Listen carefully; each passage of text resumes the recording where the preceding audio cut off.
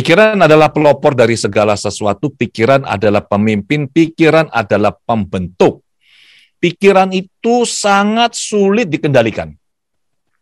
Pikiran itu bergerak sangat cepat, menuju kemana saja ia mau pergi. Melatih pikiran adalah sangat baik.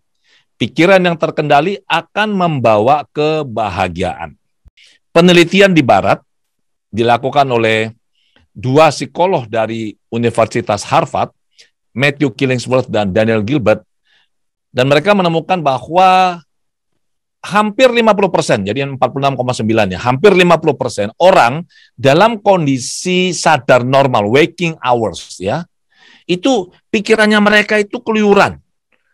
Jadi bayangkan, dalam kondisi normal begini, hampir 50% pikirannya kita tuh jalan-jalan.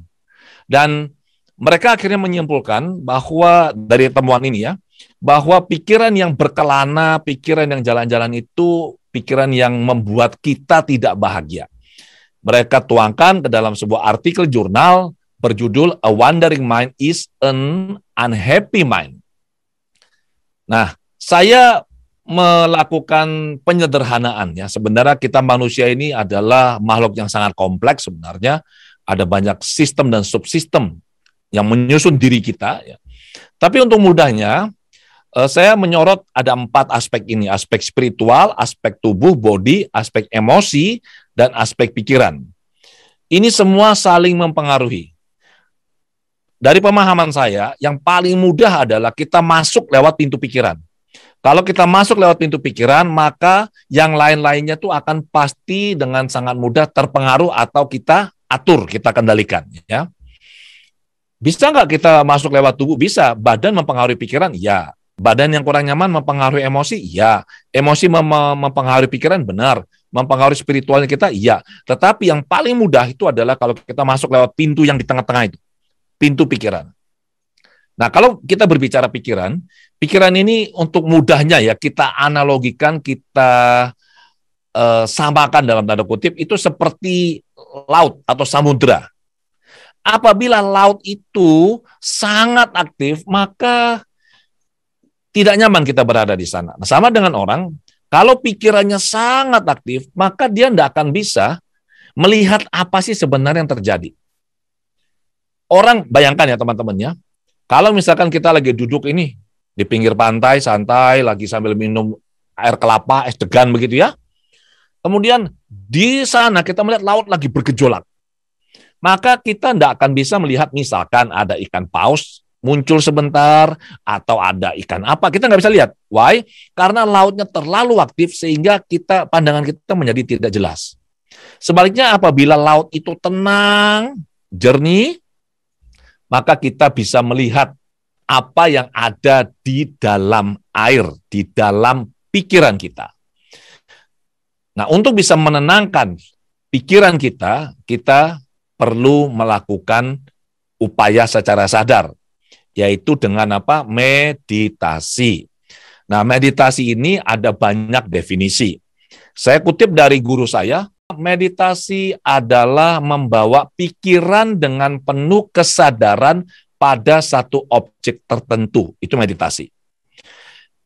Meditasi perlu dilakukan setiap hari karena persoalan batin lebih pelik dari persoalan jasmani.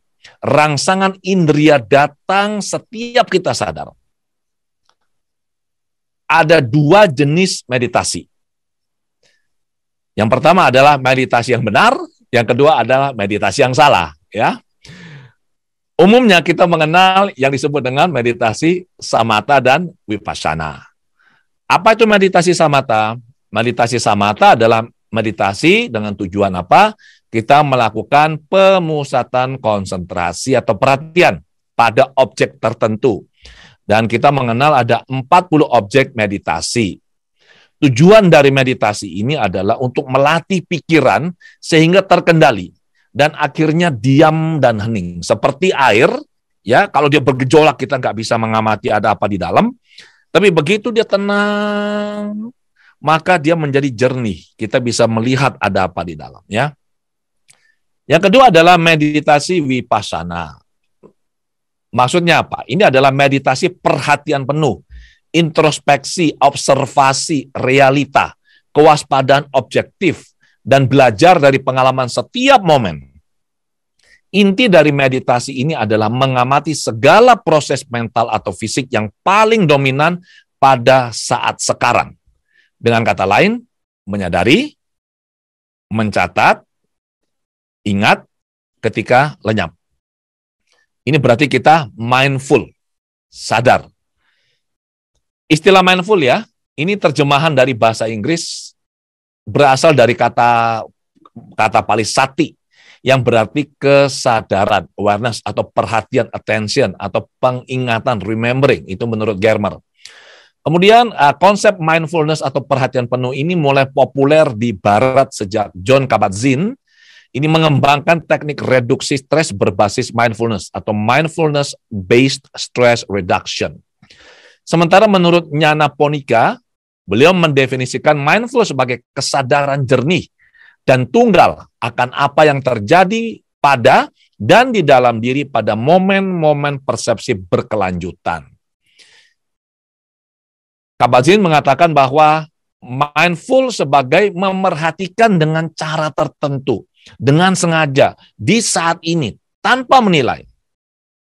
Saya kutip lagi pernyataan dari Bhante Panyawaro. Beliau menyatakan bahwa mindful adalah pengamatan atas pengalaman. Dan bagaimana pengalaman ini berlangsung tanpa kita memberi pemaknaan, menghakimi, menilai, memberi nama atau label, melibatkan emosi, atau berusaha dengan sesuatu cara mengubah pengalaman ini. Jadi intinya, ya pokoknya aware, tahu, udah, that's it, titik. Itulah mindful. Kita berbicara meditasi, bicara kesadaran, bicara mindfulness, ini sesuatu yang sangat kompleks ya, dan menarik. Kesadaran ini dari yang saya pelajari, kemudian yang dari saya kumpulkan materi-materi dari berbagai sumber ya. Kalau kita berbicara kesadaran, kita bicara dalam bahasa Inggris yang lebih mudah kalau disampaikan ya. Itu kita bicara awareness, ada consciousness.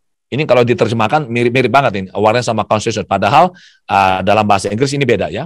Jadi awareness, consciousness, state of consciousness, content of consciousness, ada generalized reality orientation, attention, concentration, mindfulness, energy, dan structure.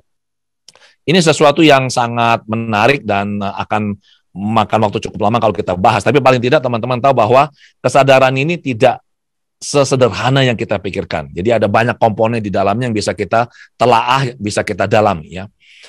Saya sangat beruntung karena saya sempat belajar mengenai teknologi kesadaran ya. Jadi bagaimana kita bisa menggunakan alat atau mesin mengukur kondisi kesadaran seseorang. Dan ini bermula dari karya dan research yang dilakukan oleh Maxwell Kate. Beliau adalah seorang meditator, biofisisist, seorang ilmuwan di Inggris. Dan di tahun 1970-an ini beliau sudah sangat advance ya. Beliau melakukan penelitian dengan mengukur gelombang otak para meditator, para suami, para yogi, ya, orang-orang yang memang melatih kesadaran mereka, konsentrasi mereka. Dan dia menggunakan alat. Jadi ada dua mesin yang digunakan, satu mengukur kondisi fisik, relaksasi fisik, satu adalah mengukur gelombang otak. Nah ini adalah salah satu kelasnya Maxwell Kate ya. Dan dari hasil penemuan ini, Kate menulis buku yang judulnya The Awakened Mind. Ini buku lama ini, tapi sangat syarat informasi. Dan di halaman 117, ya teman-teman nanti bisa searching di Google ya, ini bagus banget bukunya. Di halaman 117 ditunjukkanlah pola-pola gelombang otak dengan menggunakan mind mirror ya.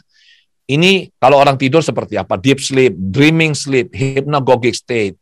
Orang kondisi waking sleep seperti apa? Kemudian kondisi kesadaran transcendental meditation seperti apa? Awakened mind seperti apa? Dan seterusnya ya.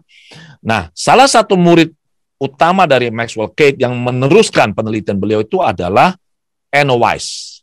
Beliau menulis dua buku ya, Awakening the Mind dan The High Performance Mind. Buku ini beberapa tahun yang lalu saya sempat minta Gramedia Pustaka Utama untuk menerbitkan buku ini. Buku ini diterjemahkan oleh salah satu murid saya dan nanti akhirnya diterbitkan oleh Gramedia dan ini buku sangat bagus. Saya tidak tahu sekarang masih ada atau tidak, teman-teman bisa cari ya. Ini adalah saya waktu dengan Wise, saya belajar one-on-one private di apartemennya dia di Berkeley. Jadi saya di sana belajarnya seharusnya 24 hari, 9 hari pertama itu saya belajar, kemudian saya harus pulang ke Indonesia, praktek, melakukan pengukuran, mencatat semua hasilnya minimal kepada 50 orang, kemudian saya terbang lagi ke sana, workshop lagi 5 hari, kemudian setelah itu masuk ke fase untuk mengajar ya. Tapi Wise melihat saya bisa mengajar karena saya biasa ya. Jadi yang 10 hari terakhir sudah tidak perlu dia bilang. So saya belajar 14 hari full dengan beliau. Nah, di situ kalau teman-teman bisa lihat, saya diukur gelombang otak saya dan juga relaksasi fisik saya menggunakan mesin. Jadi akan kelihatan tuh gelombang otak saya tuh. Ini sedikit bercanda teman-teman ya. Waktu Wise melihat gelombang otak saya, dia senyum-senyum.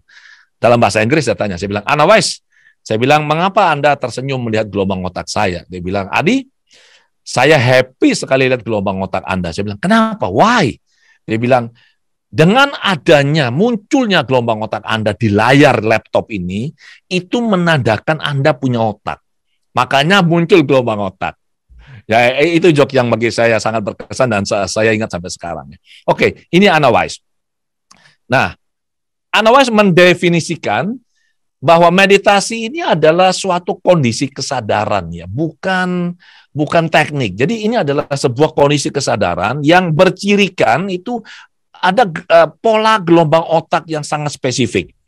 Jadi di bukunya Maxwell Kate dijelaskan di sana bahwa Maxwell Kate pernah mengukur seorang suami yang namanya Prakasanand. Ya, beliau tanya sama si suami ini, dia bilang, Guruji ya, bisa jelaskan Anda ini kalau meditasinya tuh kapan? Pagi kah, siang kah, malam kah? Kalau sekali meditasi itu berapa lama? Dan suami ini menjawab dengan tersenyum, dia bilang, saya meditasi 1 hari cuma 1 kali saja. Wow, luar biasa kan? Ditanya lagi oleh Maxwell Kate, berapa lama Anda meditasi? Dia bilang, saya hanya meditasi 1 kali dan itu 24 jam. Keren ya? Jadi bagaimana seseorang itu bisa melatih dirinya itu non-stop. Ini luar biasa. Nah, inilah definisi meditation menurut Wise. Dan Wise mengatakan, ini saya kutip dari bukunya Awakening the Mind halaman 74 ya, bahwa yang benar-benar membedakan seseorang yang memiliki pola gelombang otak di awakened mind dengan orang-orang biasa, individu biasa itu adalah kapasitas orang yang punya pola awakened mind ini untuk bisa secara sadar itu terhubung dengan aspek-aspek dirinya yang paling dalam. Jadi ini yang membedakan orang-orang yang punya pola di awakened mind dengan orang-orang yang biasa. Kita mudahnya ada 4 jenis gelombang otak ya. Yang paling bawah itu adalah gelombang delta. Itu frekuensinya setengah hertz sampai 4 hertz. Theta 4 sampai 8, alfa 8 sampai 12, kemudian beta 12 sampai 38. Lihat baik-baik, alfa itu adalah jembatan. Beta adalah pikiran sadar, sebagian dari alfa ada di wilayah pikiran sadar, sebagian dari alfa itu ada di wilayah pikiran bawah sadar. Theta adalah pikiran bawah sadar ya. Jadi sekali lagi delta 0,1 sampai 4, theta 4 sampai 8, alfa 8 sampai 12, beta rendah 12 sampai 25, beta tinggi 25 sampai 38. Nah, kalau kita hanya melihat beta saja, ini namanya split beta yang melebar seperti begini, ini adalah pikiran sadar kita. Jadi bila beta aktif, ini artinya pikiran sadar kita sedang aktif.